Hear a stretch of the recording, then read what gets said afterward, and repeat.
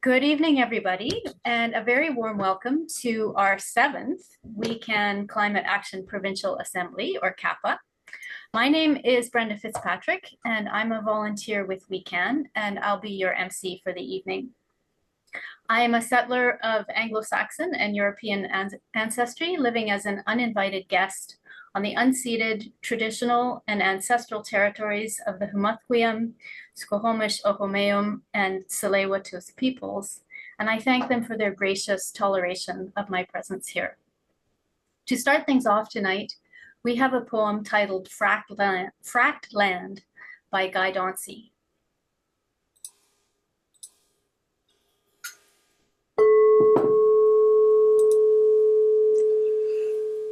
Under the mantle of sky and cloud, in the lands of the Blueberry River peoples, a father hangs out his family's washing, thinking about the beauty of the morning, yet worrying about the fire creeping ever closer to his cousin's home in Labrador City.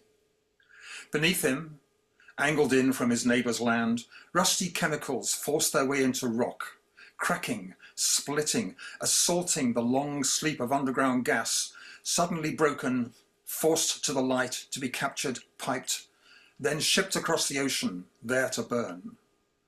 Its soul escapes, free in a strange land, rising, trapping heat that will burn the forests of Labrador. The washing smells, the air is sour. The father worries about his children. Something is wrong, something gone. Earth burns.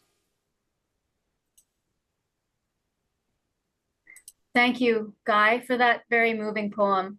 That really sets the tone and highlights what's at stake and motivates us to get on with working for change tonight.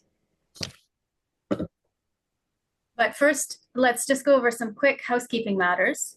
As you've heard, this event is being recorded. So if you're not comfortable with being recorded, you may prefer to keep your camera off. And note that the breakout rooms will not be recorded. We unfortunately don't have time for individual introductions, but we invite you to introduce yourselves via the chat, and I know some of you have already started doing this. You might like to include your name and optionally your pronouns, maybe the territory that you're joining from, and perhaps the group that you're active with. We also encourage you to continue lively conversations via the chat box, but we also ask you to keep your sound muted until there's an opportunity for you to speak. You can also use the chat if you need technical assistance, and you would just look for a Zoom name that includes tech support or tech, and just send them a message and they'll help you as soon as they're able to get to you. So why are we gathered here today? Our purpose in this CAPA is to continue the work that's being done by Frack-Free BC and to assist local climate action groups, that's you, to plan actions this summer and fall on fracking and LNG. But before we go any farther, on behalf of WeCan, I would like to acknowledge Canada as the land of the First Peoples, the First Nations, the Inuit, and the Métis. We acknowledge and honor the treaty lands and unceded traditional territories on which we reside, work, and recreate. We are grateful for Indigenous knowledge and ways of being as we unlearn and relearn the history of Canada. We reiterate our commitment to DRIPA so that it is embedded in our collective conscience. We have the greatest respect for the way that the First Peoples of this place have stewarded it for millennia, and we aspire to follow that example of good stewardship and to join with Indigenous peoples in fighting to protect this land. And we see our work tonight as part of that effort. So what's this evening going to look like? Just a quick run through for the agenda. We'll start with 3 speakers, followed by some time in breakout rooms for discussion and action planning before we come back together to share our ideas. So first off, Kiki Wood from Stand.earth will summarize the major gathering that Frack-Free BC held in Vancouver in June, and I know some of you were there. And next, Dr. Doug Courtemanche will take 10 minutes to tell you about the many negative health effects of fracking. And finally, Guy Dauncey will tell you about the failure of the BC Energy Regulator to require any assessment of fracking for climate pollution and the shocking realities of the planned LNG plants. We will then spend 45 minutes in the breakout rooms based on the area where you live. And the goal will be to take what you've heard from our speakers, bounce ideas off each other, and to develop action plans on fracking and LNG for this summer and fall. And then at 7:30, we'll reassemble to share what we came up with, and then we'll wrap up at 8 p.m. I'd now like to introduce Kiki Wood from Stand.earth to give us an update from Frack-Free BC. And Kiki Wood is the senior oil and gas campaigner for Stand.earth. Prior to joining Stand, she was national director of the Canadian Youth Climate Coalition, leading youth delegations to the COP21 and COP22 climate conferences. She lives in Victoria and serves as the chair of the Frack-Free BC Steering Committee, an alliance of the Wilderness Committee, Stand, and the Dogwood Initiative. Kiki, please go ahead if you're ready. Hello, everybody. Thank you so much for having me here this evening. It's really a pleasure to be joining from the unceded, unsurrendered territories of the Lekwungen-speaking people, specifically in Esquimalt, the sort of traditional territory of the Esquimalt people, but also the Songhees and Wasanich areas as well. And this particular area where I live is historically known as the place of shoaling waters. So when I take my dog for a walk during the day, I think a lot about the history of how sort of water has moved through this area from time immemorial, and the first peoples who were here stewarded that. And it really calls me back into this role for myself of stewarding the places that I live into future generations. So I really want to offer that into the space as my sort of land acknowledgement for this evening in the way that I do my work.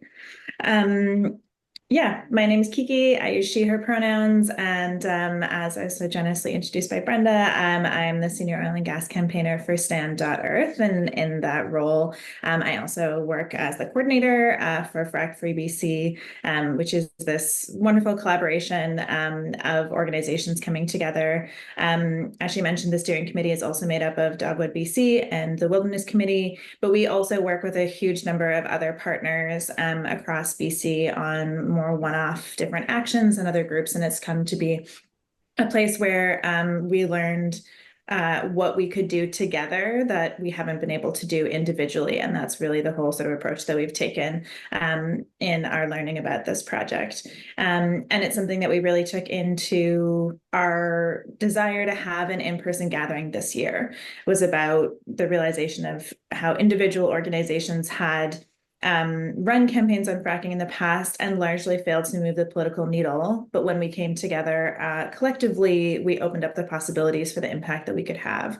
And as we move into a place, not post-COVID, but where it is more possible and safer for more people to be together in person, we felt now is really the moment to bring people together and see what we can do together that we haven't been able to do alone, and break this cycle of isolation that we've been in over the last few years.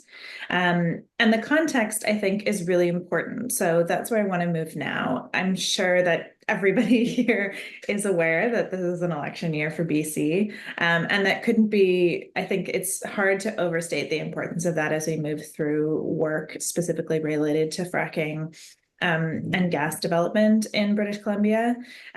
Election years are where big policy priorities get made. They're where broad sweeping directives and directions are introduced.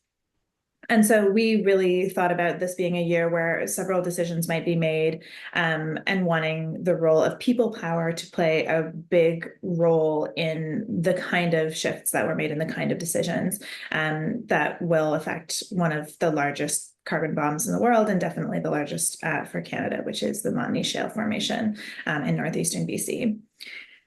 And at the same time, as climate-oriented people, climate is always top of mind for us, but it rarely ranks in the top 3 as election issues. For a lot of people, it feels far away from them as one of their everyday concerns. We are all impacted by climate change in ways that we haven't fully even begun to realize yet. But for a lot of people, that's something that they need to compartmentalize in their day-to-day. Otherwise, how could you possibly move through the world? But in 2019, there was this move to do a series of actions in the very early days of the election that really helped to set the tone. And this is something that we're really thinking about doing this year, is how can we bring people together early enough that we can start to create some momentum and some energy leading into the election. So that was something that we really wanted to bring into the space of this summer, well in advance of the fall. Especially because this has been a tough year, I think, for people who work on climate and environment. Trans Mountain Pipeline has become operational, and the Coastal GasLink pipeline has finished construction. And these were two big projects that people poured, years and years of their lives in, that have had huge impacts, not only for frontline communities, though very much for frontline communities, but a lot of people in this space this evening will have worked on those over the year. And so it's also a time when I think people are afraid, people are grieving, people have something that they've lost, and it's in those moments that it's really important to pull strength from each other, so that we know that we're not alone, and that there's always value in sort of looking to the next thing. Because it's ultimately, people would like to say that we're against things, but it's really about building together the world that we want to see, and it doesn't include those types of projects. And I think that reframe is really important in moments when you're feeling a little beaten down. So coming into that space, we really wanted to say, if we're going to bring people together, let's bring them together around this project that we have sort of chosen as what we see as one of BC's biggest climate problems. And that's fracked gas, that's LNG, and that's gas pipelines. I think probably folks in this space have a pretty good knowledge of those things, and it seems like Guy's going to go a lot deeper into it, but the Coles notes, Spark notes, depending on your generation, TLDR, version of this is that gas is fracked in northeastern BC in traditional Treaty 8 territory, and it's currently shipped through a series of existing pipelines down to the Gulf Coast, where it's liquefied and then transported around the world. So gas is already being fracked at a pretty high rate in British Columbia. What's not happening is that it's not really being liquefied there, and it's not really being sold as liquefied natural gas as a commodity. And what doesn't get shipped to the Gulf Coast goes to Alberta and is largely used in power generation to process the tar sands. What's really new and the imminent threat that is posed by gas right now is the desire to create a new network of pipelines to transport gas from the Northeast to BC's coast, then liquefy it and then ship it to new markets that it is supposedly not currently available to, and supposedly have an unlimited and insatiable demand, though that's not actually the case. This is being sort of proposed through a series of new export terminals along the coast, which I think Guy will go into, and I think every part of this is worth fighting. The export of the terminals is worth fighting. The pipelines that will transport that are worth fighting. And the huge impact on an increase on fracking in northeastern BC is definitely worth fighting. And I would say is the part of this puzzle that has not necessarily been getting as much attention, mostly because it's not scoped under any of the sort of projects. So when a terminal is assessed, they don't look at the upstream emissions. And so the increase in fracking that will come from these terminals is really not being captured anywhere else, which is why our coalition decided to work on fracking. And we really feel like mobilization and people power is the way to do that. And we really need a movement to tackle this and solve this. And this is what we've been trying to build. And everywhere else that's ended fracking has done it through a huge popular movement of people that has created sustained pressure on decision makers. And so when we launched in 2022, it was really about sort of building some awareness, building some base of knowledge, and then really turning people out. But a movement can't live only on Zoom, though these are really important spaces for us to be together. And so that's why we introduced what we called Forward, which is this in-person gathering that happened in June over 3 days, and featured so many beautiful moments of connection, of strengthening connective tissues in our movements, of building trust, and through that trust of hopefully creating opportunities for transformation and for collaboration that are really critical to building momentum and building power as a movement. And I see a lot of familiar faces of folks here that were there that weekend, which was just so heartwarming and beautiful to be able to be in person with folks that I've been on organizing calls with for years now. And if we were going to bring a whole bunch of people together from across the province, we really wanted to also build some new skills together. So we wanted to focus on building our understanding and then also doing some sort of real tangible skill building so that as we move into the fall, we're feeling like more prepared, more capable, more learned than ever. And so the goals of the training were really connection, remembering that we're not doing this work alone and we can't do this work alone, that when we're in our own communities or in small groups or arguing with our uncles at the dinner table or our kids, it can feel like we're pushing a rock up a hill, but when we're all together in person, it feels like we're unstoppable. It's also where we sort of find hope and build that friendship. It's only through greater trust that you can take greater risk. And so we wanted to have opportunities for people to build deeper trust with each other so that you could feel capable of doing more things together, which I think is really valuable and something that's really hard to build, except in those in-person settings.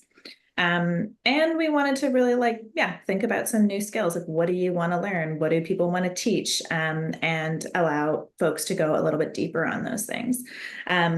And personally, Forward did not disappoint. It was an incredible weekend. We had over 100 people that came from Vancouver, from the Fraser Valley, from Vancouver Island, from Squamish, from the Sunshine Coast. We had folks come from as far as Prince George and so many other communities in between that attended workshops focused on how to put your politicians on the spot, sometimes also called bird dogging, how to meet with your elected official, how to give an excellent media interview.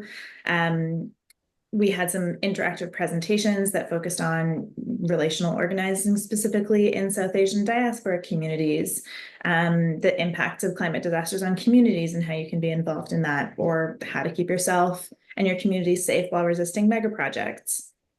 On the Saturday evening, we had an incredible keynote event on place-based resistance to LNG, featuring Wet'suwet'en Hereditary Chief Namox, as well as Chimcham and Gitxsan member and Indigenous Engagement Lead for Skeena Wild, Kirby Muldo, and Jesse Stokler, the co-director of Skeena Watershed Conservation Coalition, who embraces both Wet'suwet'en and Gitxsan culture, and was moderated by Severn Kula Suzuki. And it was a really special evening of really grounding us in some of the places where this development is happening and the importance of reaching across space to really be together in this fight.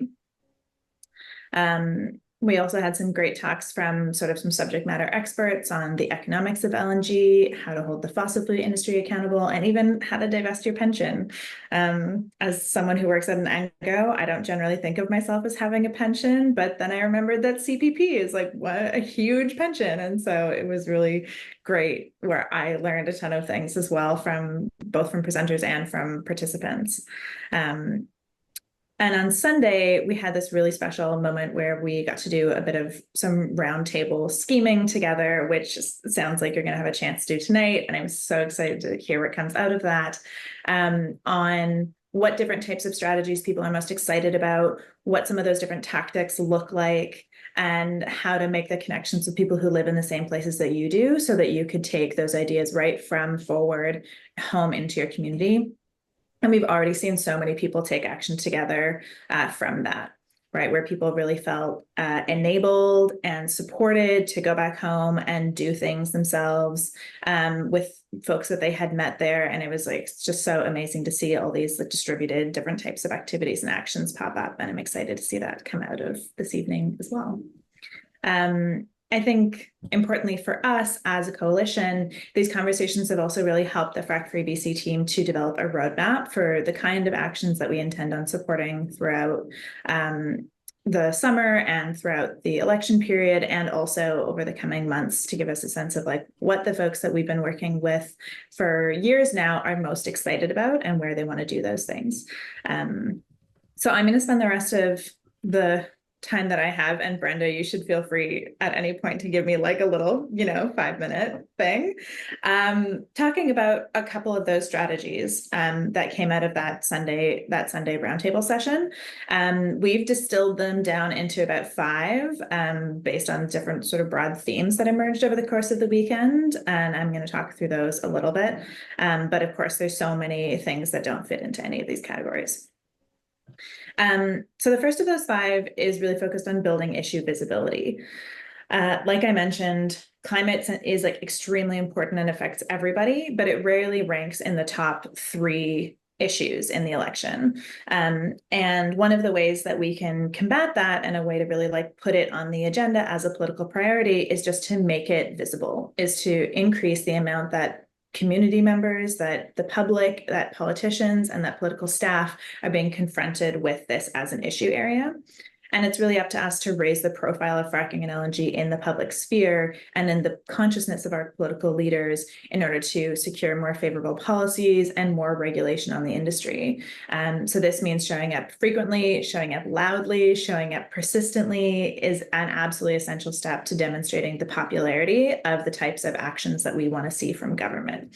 Because contrary to popular belief, it's very hard to force governments into doing things. Most oftenly, that forcing happens through actually creating the conditions for that to be the most popular right thing for a government to do. And so that's part of the role that we can play.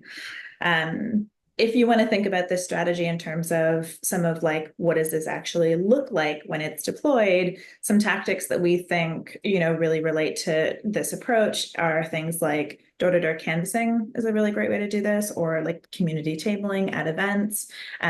Even hosting events like film screenings are a really great way to like draw in people that don't feel political, but it sort of feels like a social event.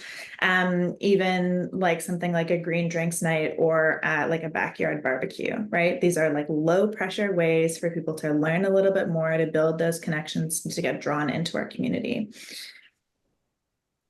The second sort of strategy or approach is really about taking that issue visibility and bringing it right to your targets. So we call this like putting your politician on the spot. It's also called bird dogging, though that feels like a really niche term sometimes. And this is like particularly exciting and interesting for right now, because this is an election year and existing and would-be political leaders or candidates are never more accessible to the public than they are during an election year, right? They are out there campaigning, they are out there fundraising, they are out there like at community events. They want to be in the world as much as possible so that when it comes time for you to go to the ballot, they're the name that you remember. And so as they show up in all these different spaces, we want to show up there too, right? This is a way of really building that issue visibility. It's a critical time to really like show your support for types of policies that you would want to see them present, and to draw the line of like things that are not okay. And it's a time that you can sort of put them on the spot a little bit of trying to get especially new politicians, so candidates, on record about their stances, or challenge them on stances that you think are wrong, and give an opportunity to educate them. Politicians are very rarely experts on any area. Sometimes they have, one pet project, but it's really, the public actually plays a huge role in educating them and their staff and socializing the types of policies that we're excited about with them, so that if they get elected, you can hold them accountable to what you've heard from them before. So this can range from like so many different things, from non-confrontational at all to super confrontational. It could be just like attending an event wearing a t-shirt that says, the thing that you want, like, no new LNG terminals or no new fracking. It could be, going to an event and getting up to the mic and asking a question that really puts them on the spot around their stance. It could be like trying to get behind them in a photo with a banner. It could be actually trying to sort of like disrupt their speaking at an event. So it could be like so many different types of things. And we have some trainings and some toolkits coming up in September around this, if this is really your jam. If you particularly don't like one of the candidates in your riding, and there are some doozies running for the Conservatives this time, this is a great tactic to really like give an outlet to some of that rage in a constructive way. I think the third thing that's particularly important right now for this context is making the link with pocketbook issues. And so one of the ways that people often approach an election is to try and like make their issue an election issue, like make it the thing that people vote on. And people have tried that a lot of times in elections. Sometimes it's successful. Most of the time it's very hard to accomplish while staying under the spending caps, because in order to actually influence public opinion, you usually need to like be running a campaign that costs more money than you'd ever be allowed to like spend during an election time.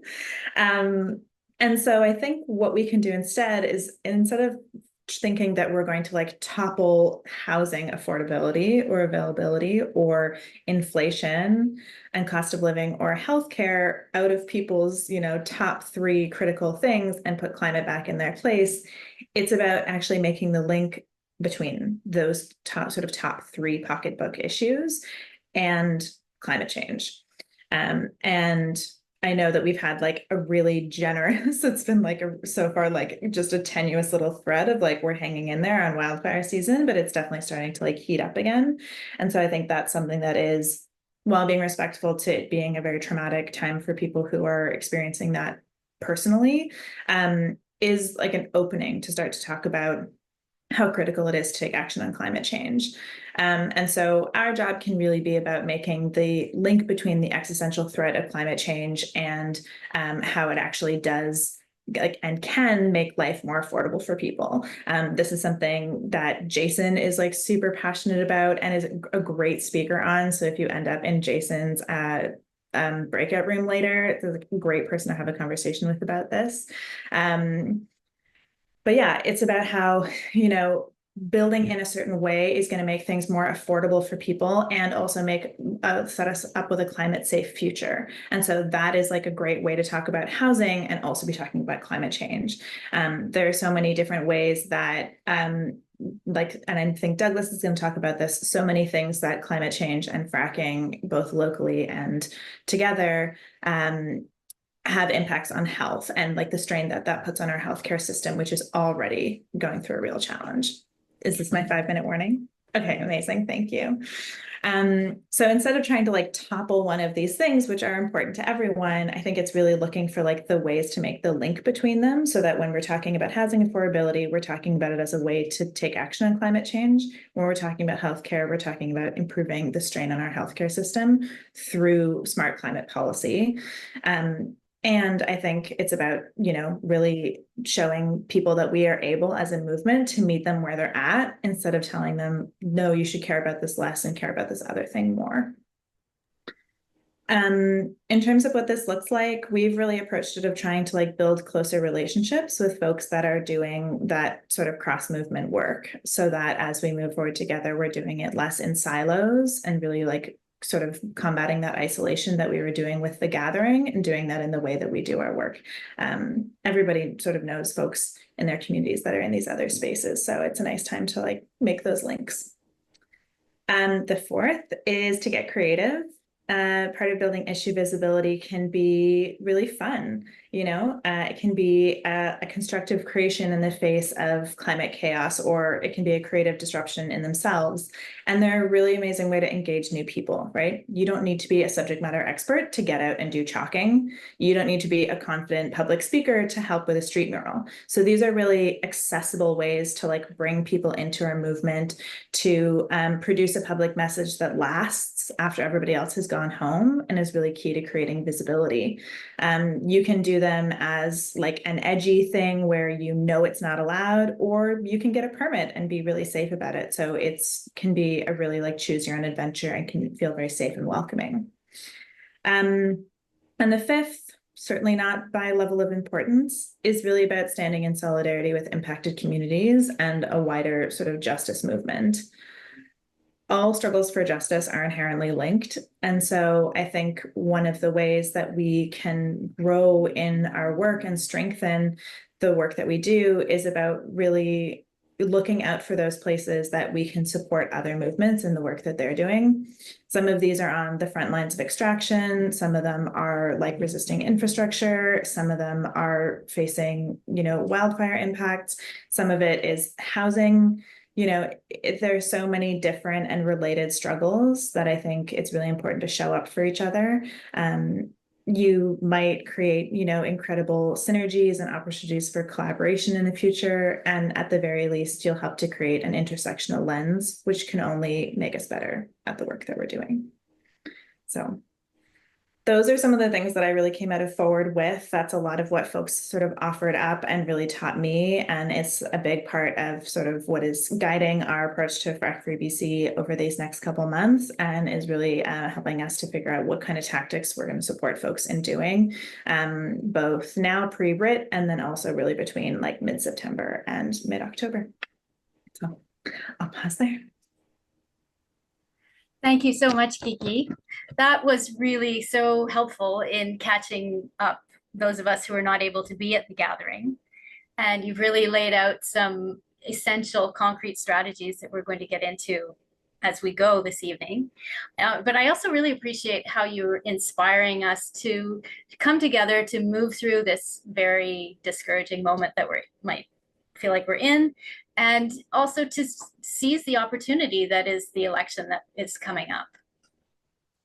So thank you very much for that. And I also want to hang on to that phrase, the roundtable scheming. And I hope people are hanging on to that phrase and getting ready to do some of that later this evening. For now, I'd like to introduce Dr. Douglas Courtemanche, who is a plastic surgeon at BC Children's Hospital with over 30 years experience, as well as a clinical professor at UBC. But besides medicine, his major passion is challenging colonial structures to make the necessary changes in the face of the global climate emergency. And to do that, he is active with Doctors for Planetary Health and the Canadian Association of Physicians for the Environment, and with We Can. So Doug, over to you. Good evening. I am Doug Courtemanche. I am a surgeon in Vancouver. I'm a member of the We Can Capa planning team, and I want to share some information with you about the health-related harms of fracking. I acknowledge the land, the water, and the air in the territory of the Musqueam Nation, where I live. This is the gas plant near Rolla, BC. It operates 24/7. There's continuous high decibel noise, roaring sounds, and explosions. There's continuous bright light pollution. Some fracking operations are within 500 meters of people's homes and farms. There are many industrial smells, such as diesel, but there are other important gases. CO2, a greenhouse gas. Methane leaks as part of the process. It's also a very potent greenhouse gas. Benzene and other volatile organic compounds, all highly toxic, carcinogenic, and with no known safe limit for exposure. Hydrogen sulfide in sour gas, detectable at 4 parts per million, lethal in 30 minutes at 600 parts per million, heavier than air, and as dangerous as cyanide. Formaldehyde and ozone, both severe respiratory irritants causing lung damage. And soot, PM 2.5 particles, inhaled, absorbed in the lung, transported around the body, and left in organs causing injury, inflammation, and cancer. Fracking uses a lot of water, 5.2 billion liters in BC in 2021. Unlicensed dams are built to contain water for use in the fracking process. This sequesters water away from agriculture. BC's Peace Country is prime agricultural land because the soil quality, the length of the growing season, and the long days. Remember, British Columbians, turn off the tap while brushing your teeth.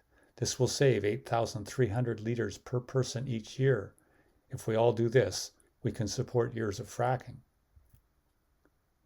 Wells can be drilled to within 200 meters of domestic water supply. Groundwater can be contaminated.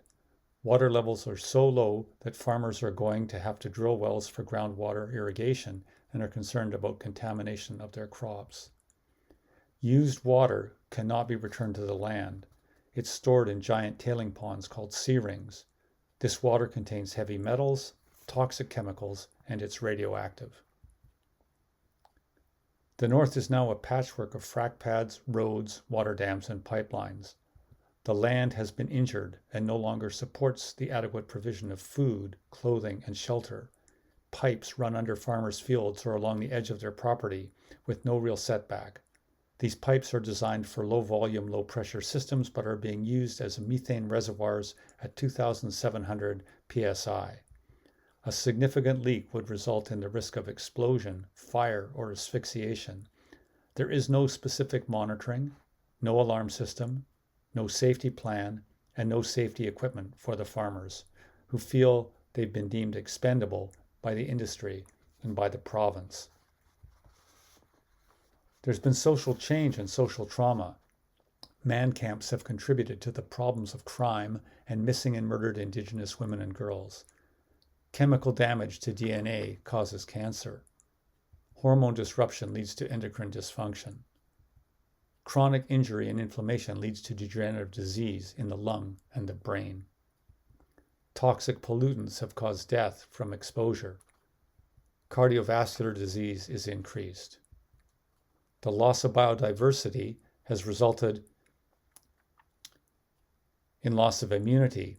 This has been recently recognized with the breakdown of ecosystems resulting in increased zoonotic disease. This is one of the theories about the emergence of COVID. The adverse effects on pregnancy from living near fracking are well documented. There's an increase in premature births. Babies are born below their expected birth weight. There are multiple congenital anomalies, both isolated and multiple. This is harming future generations. Mental health suffers. Noise and light pollution cause sleep disturbance. Earthquakes and rattling windows cause fear and stress. People develop post-traumatic stress disorder. Drug and alcohol abuse and addiction rates rise. The psychological response to the climate crisis are also important. Solastalgia is common, as is climate anxiety and eco-grief. People who live in the farmhouses their grandparents or great-grandparents built are seeing the loss of their way of life and their livelihoods.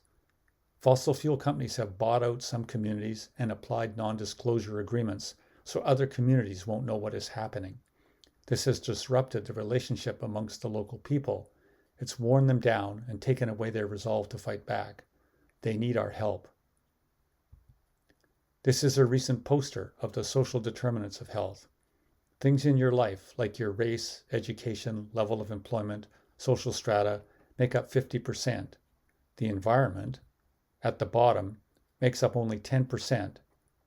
I think this is far from true, as we know that a lot of disease is due to the polycrisis we are facing. I have a different take on what makes British Columbians sick. These are the fracking determinants of health.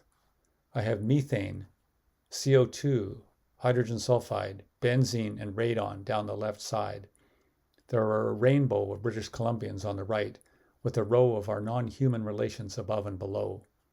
In between is a graphic list of the systems and some of the specific health problems. Not exhaustive, but a good place to start. This is reproduced as one of the resource sheets available from the Capa. On the back of the sheet is the abstract of a recent article in the Canadian Journal of Public Health looking at health and fracking, written by a group of mostly local BC authors, including Ulrike Meyer, a physician from Dawson Creek. The DOI code is there for anyone who wants to follow up the details and extensive references for themselves. Beginning in 2012, sensible jurisdictions began banning fracking, or at least halting fracking. What about British Columbia? As you can see, it's worthwhile and necessary to fight for a healthy Frack-Free BC. Now I'm going to hand you back to Brenda to introduce Guy.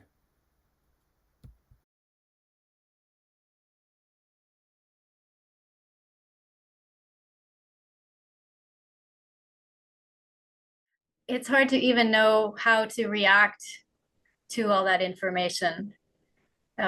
So impactful, and at least for me, it was very eye-opening, but I think full of information that needs to be better known.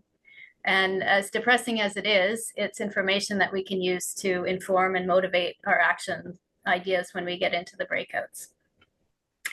So I'll now introduce Guy Dauncey, and in this group, he doesn't really need an introduction. He's been a climate activist for many years.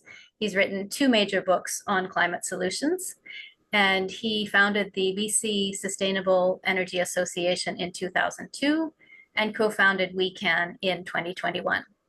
Guy, please go ahead. Thanks, Brenda.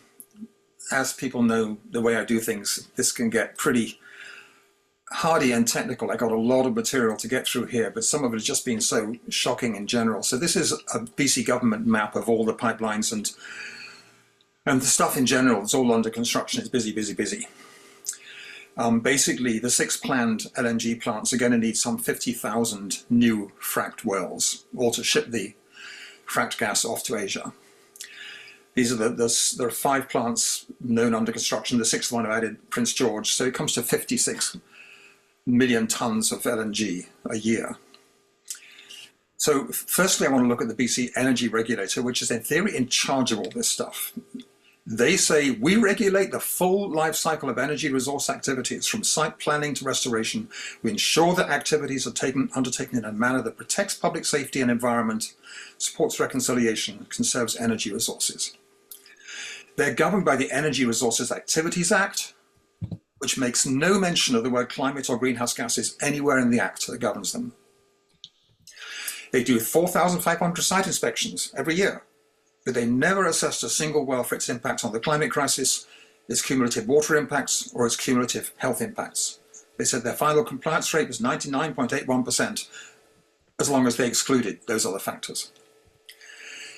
Fracking's water use, the next big topic. Each well uses 5 million to 30 million litres of water. Without LNG at the bottom, you'll see the current water use. Then you stack the LNG plants on top. So right now it's about 6 billion litres a year. By 2050, it could be 16 billion litres of water a year. And the Northeast is in red, drought level 4, as Doug said. So this is the fresh water being used by the oil and gas companies, and it increased by 16% just last year before any of the LNG stuff has started. Then we come to fracking's use of sand and its huge climate footprint that no one ever really talks about.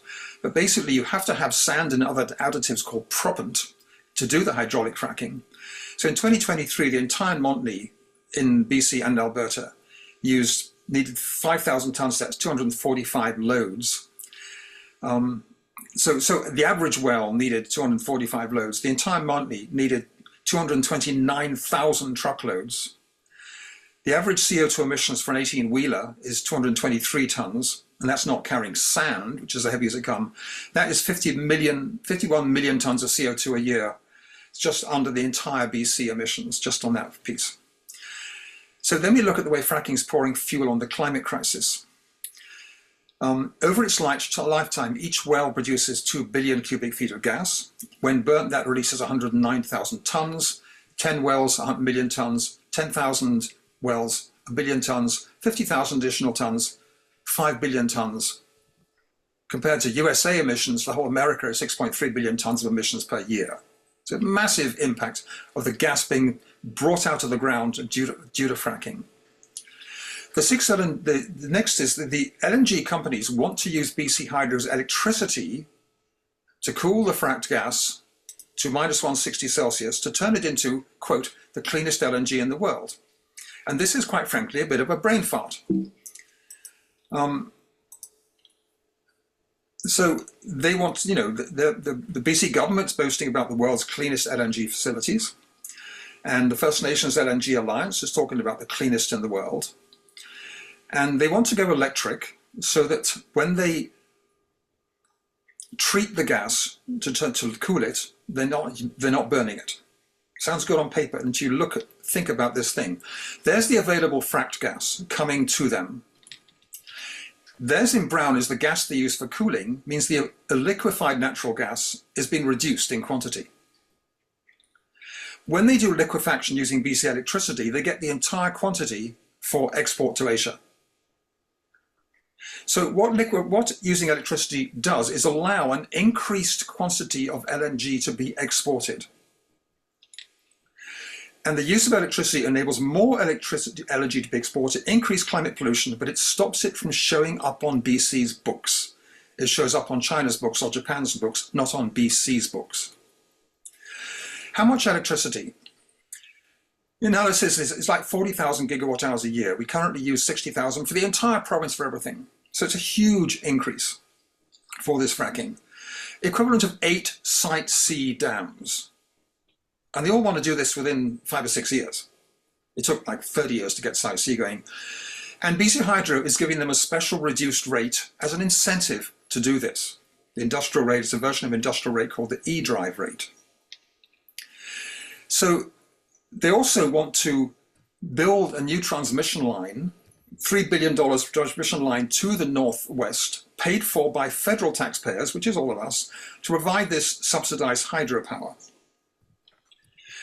And this would bolster the northwest. So this is, this is all part of the plan. We have to build this infrastructure to do this electrification. So if you look at BC LNG's contribution to the climate crisis, this is the current report from the government on Clean BC with our greenhouse gas targets to get to, by 2030, 40% below our current levels. This is on the left, the current emissions from oil and gas, and on the right, when you add the emissions from all the LNG projects, they'll be at least twice as high as the sector's current target. So basically the scope 1 and 2 emissions, which is not counting the emissions when they're burned, comes to an additional 30.3 megatons. But the target is getting it down to 8.6 to 9.3. It just doesn't add up. And here we have the roadmap for the Clean BC, which says establish requirements for net zero plans for the new LNG industry by 2030.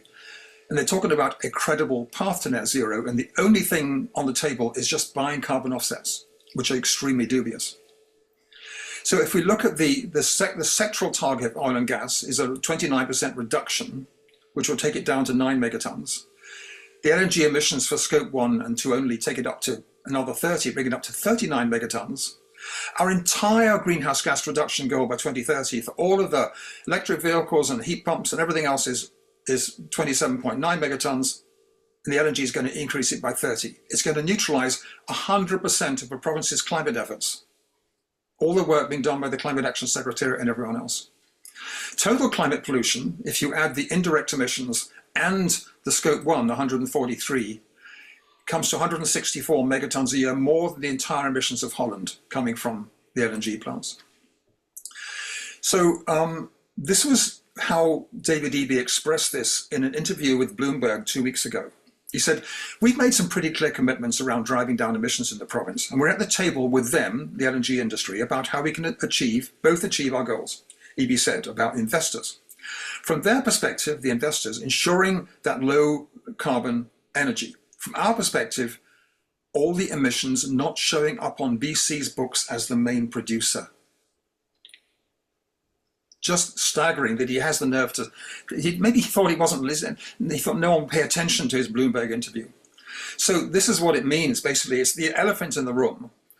It's all part of Josie Osborne's ministry. She's in charge of the BC Energy Regulator, which it ignores the emissions from the fracking and from the LNG, but we just keep, by electrifying, we keep the emissions off the books and send them off to China or Japan.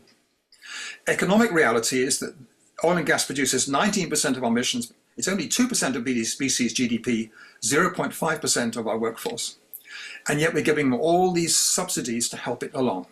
A federal grant, waived import tariffs on steel, subsidized electricity, exemption from the carbon tax, deferred PST, and reduced corporate income tax. And this is the price of LNG on the global market. It went through a huge surge when this stuff was getting excited. It's back down to a low level here. So some of these projects, we may be electrifying all this stuff and they never even happen. Let's hope they never happen. This is the Global Outlook report, that basically says that Canada says the first commercial scale plant is slated to start in 2025. However, Canada's expansive ambitions have been thwarted by delays and cost blowouts. Da-di-da-di-da. The wood fibre plant has seen its costs go up from 1.6 billion to 6.8 billion. What do the Conservatives want? They want to eliminate the carbon tax, eliminate the low carbon fuel requirements, eliminate all of BC climate programs, roll back all the climate ready building codes and develop nuclear energy. which takes a minimum 20 years and costs twice as much as solar and wind.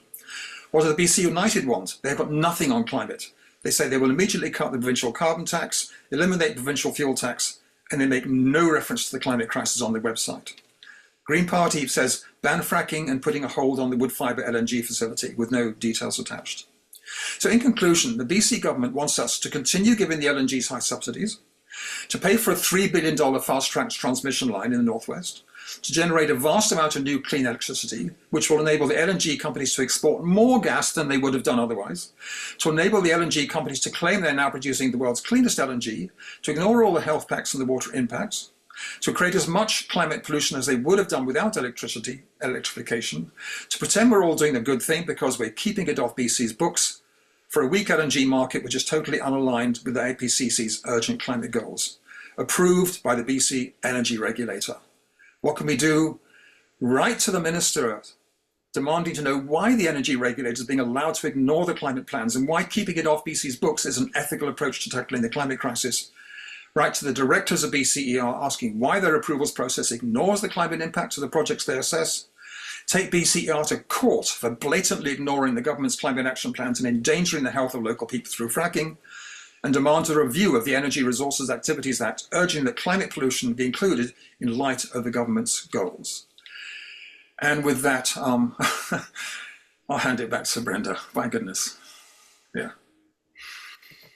Thanks, Guy. Again, I'm a little gobsmacked. That was some pretty mind-boggling information. I saw the word reprehensible in the chat, and I think that about sums it up. But thank you. It was very helpful, if shocking, and I think this is information that should be better known and that we can definitely use in developing our ideas in the breakout.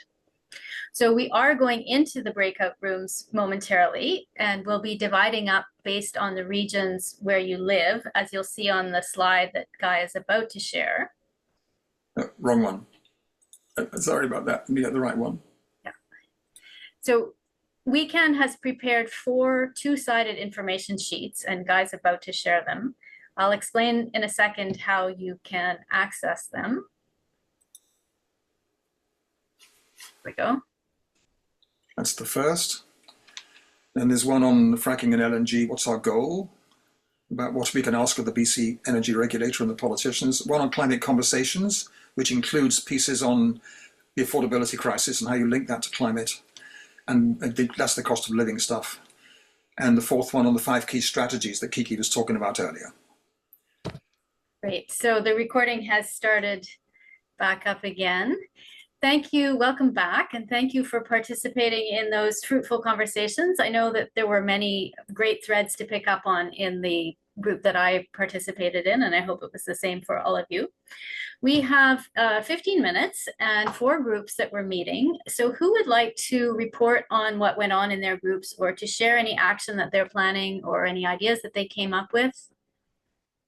If you'd like to speak, please raise your hand electronically so that I'll be sure to see you. And the first person I saw was Glenn. So Glenn, why don't you go ahead? Hi, I put it up before you said what you did. I'm not going to report for our group because someone else took the notes. Okay. But one thing that I would like to do, and was attached to some of our recommendations, was to make sure that everybody in this group gets the recording of this meeting. Because there was so much information in it, and the slides, I couldn't keep up with even just taking pictures of the slides, but the documentary, that the speech that went along with them, please send those out. Yes, I've heard several people say they want copies of the slides, but as you say, it would be helpful to have the narration that goes along with them. So I hope Guy and Shaylee are hearing that request. Yeah, if it's being recorded, please send it out. Noted. Thank you. Thank you. I think Eric was next. Okay, so this is reporting from Victoria, the Troublemakers group. And so we brainstormed a whole lot of ideas. Some of these are just ideas of things that we might do, and some of these things are actual things that are already being planned, which is really exciting. There's lots of links sign up to different things that we came up with. There was one overarching thing that kind of connected a lot of things together, and that was the idea that people generally need to hear things 7 times before an idea really sinks in, and then they start to believe it if it has to change their mind. And repeating that message in different ways, hearing that message from different sources. Not everybody consumes the same media. Not everybody hears the same things or has the same connections. So whatever you can do, this is kind of our central message, I think. Whatever you can do, any possible means that you can think of to help get this message out, which is really important, to elevate this as an election issue, to influence leaders. Do all of the above. There are no wrong actions. Well, maybe there are some wrong actions, but so a variety of different things, because people need to hear it 7 times. And so there's Dogwood is organizing a bird dogging team, which will be there's training. Jane Devonshire is doing that training on Friday. I'm going to list off a lot of different things, and if you want info, I can send you links. Protest action sit-ins in front of Fortis offices, networking with neighbors, just talking to your neighbors. We have, we've got election candidates that are going door knocking. Join one of their groups if you like them. We've got, or we call them kitchen table talks here, but it's like a meet and greet. Host an election candidate in your home and invite your friends to talk about this. Make it a topic, make it an issue. Take an ad out in the paper. How much would that cost? Letters to the editor.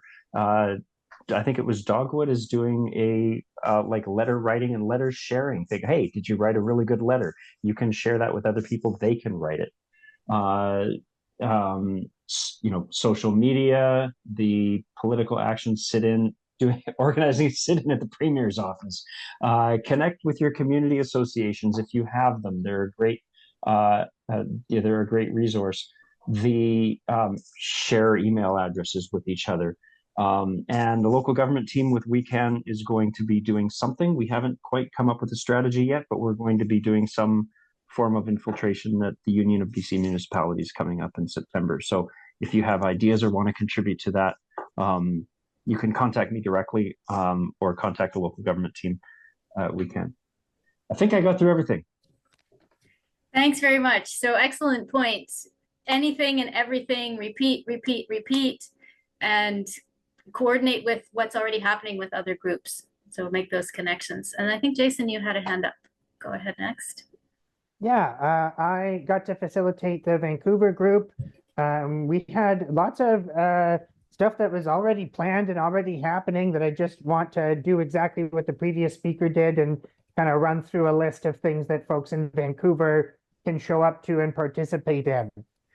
So next, believe it is Thursday at 312 Main, there is Pints and Prints, or excuse me, it's Wednesday, the 31st, July 31st. I put the Eventbrite invitation. We're going to be doing some silk screening of anti-fracking messages, as well as just connecting with other people who are doing activism in your local neighborhood. There's direct action at YVR coming up on the 27th. I believe there was a gentleman named Ben who was here in our group. So if you want to participate in a direct action, please get in touch with Ben. What else do we have here in the notes? Talked a bit about the need to push back against some of the framing from the oil industry to stop calling it natural gas, but instead talk about fossil gas or fracked gas or methane gas.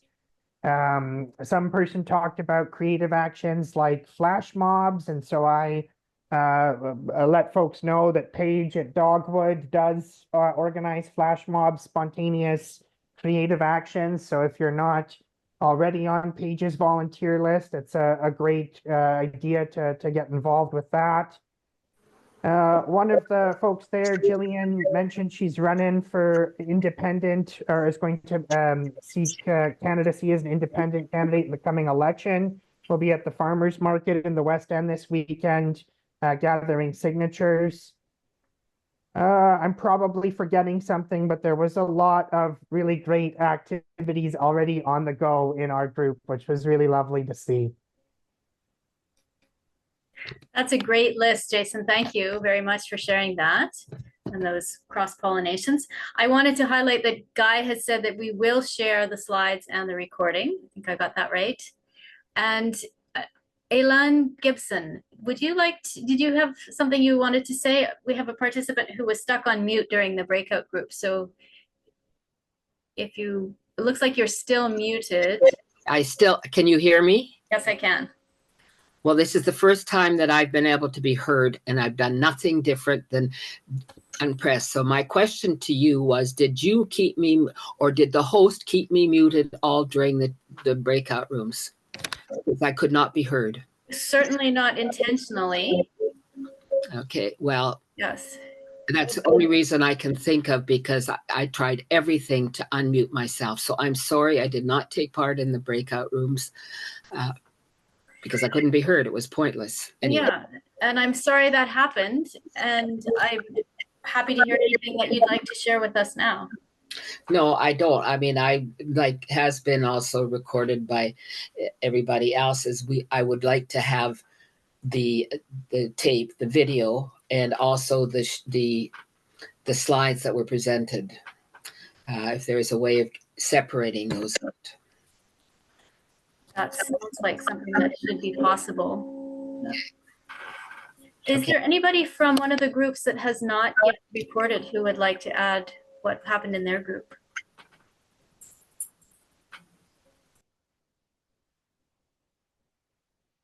We had 4 groups, and I think we've heard from 2.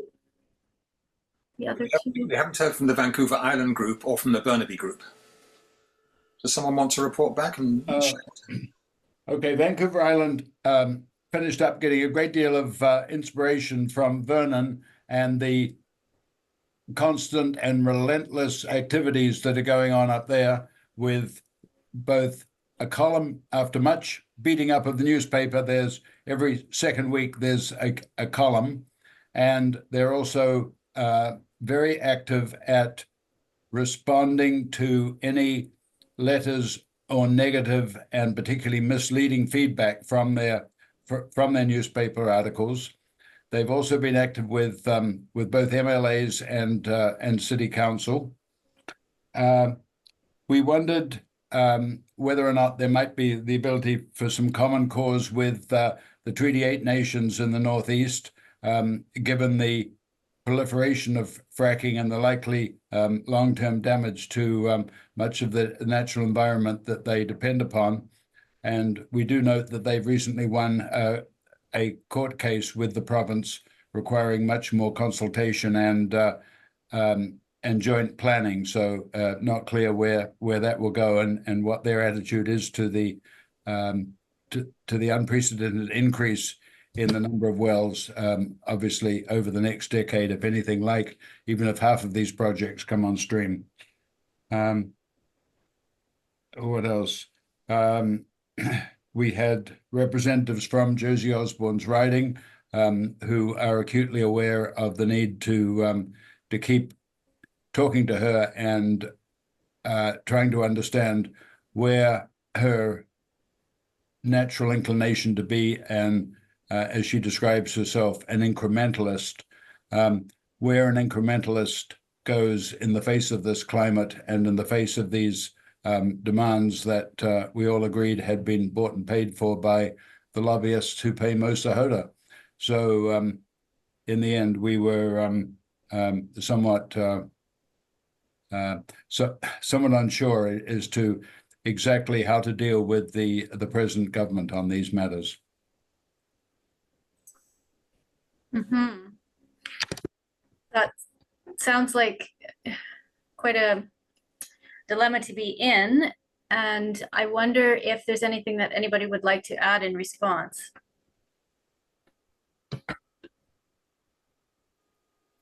I would like to say something which I didn't have the opportunity to bring up in our breakout group in Vancouver.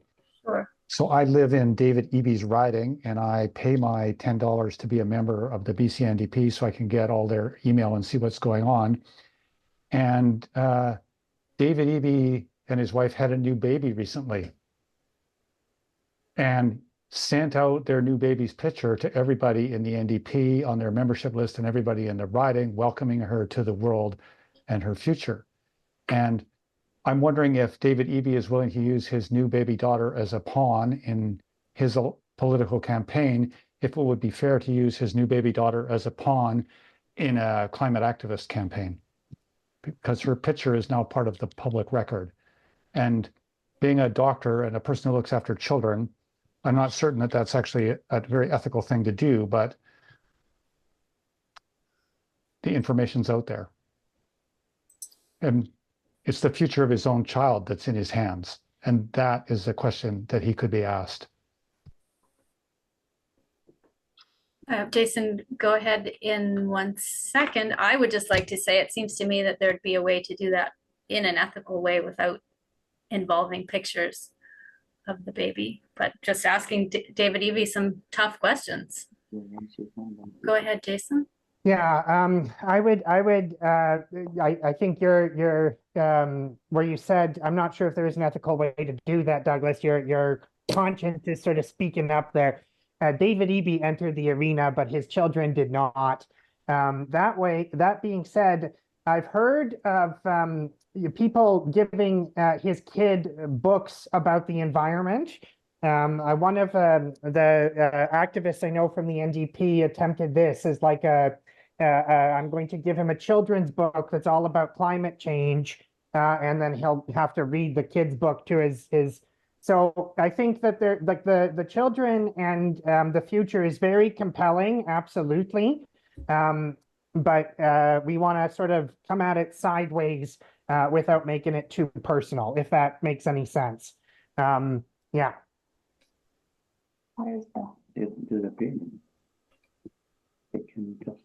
Anybody else? Anyone we haven't heard from? Any groups that we haven't heard from? I think we got 3, but I'm not sure that we got 4.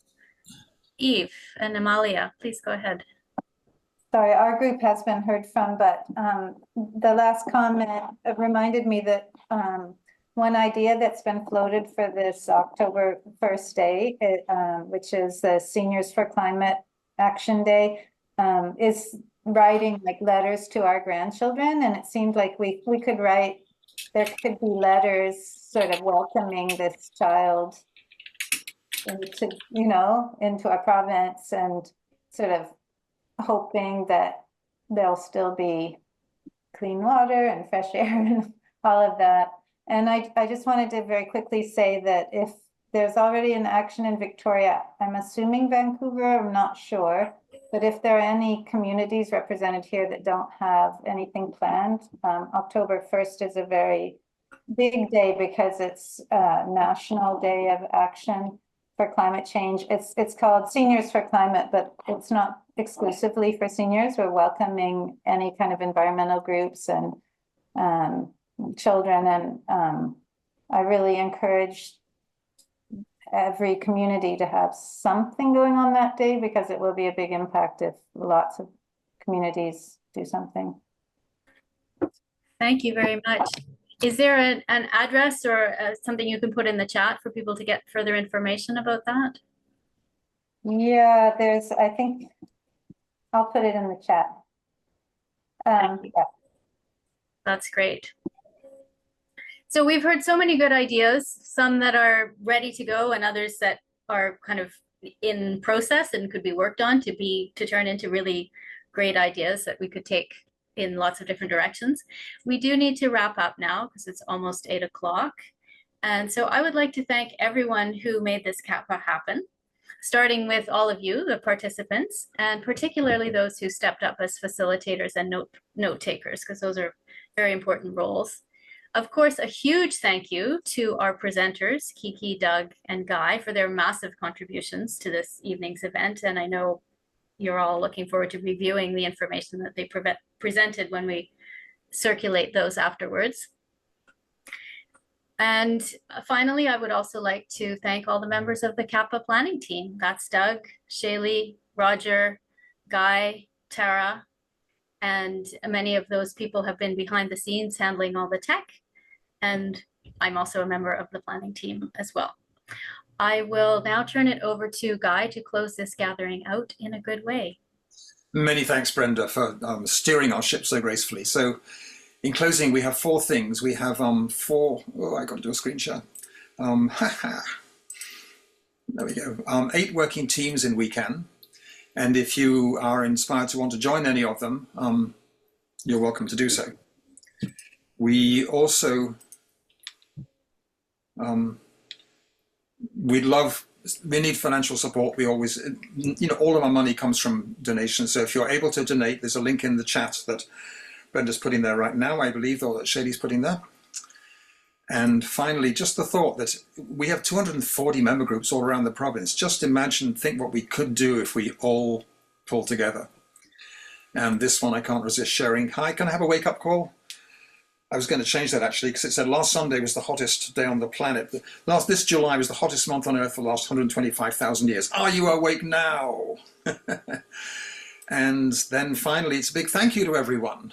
So with that, I'll stop sharing. And I'm going to go to gallery view. Glenn, did you want to add a final thought in? Your hand's up, Glenn. Yeah, just a couple notes from the Burnaby group.